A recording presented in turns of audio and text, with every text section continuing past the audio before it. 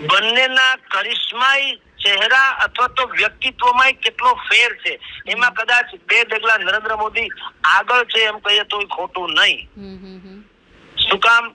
પંડિત નહેરુના વખતમાં એક વાત એવી, એક તો ભલે દેશ આખો ગરીબ ને પછાત ને એવું તો હતું જ, ઇન્ફોર્મેશન ટેકનોલોજી નો યુગ નહોતો.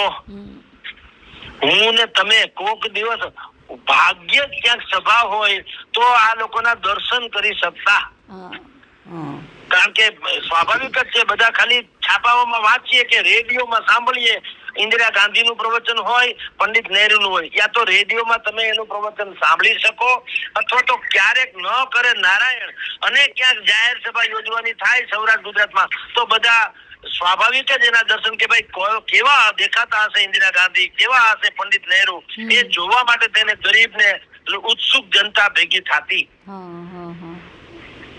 અને હવે એની સામે તમે નરેન્દ્ર મોદી જુઓ, એક તો અત્યારે ઇન્ફોર્મેશન ટેકનોલોજી નો યુગ છે, મીડિયા પાવરફુલ, ડિજિટલ મીડિયા તો એનાથી પણ વધુ પાવરફુલ.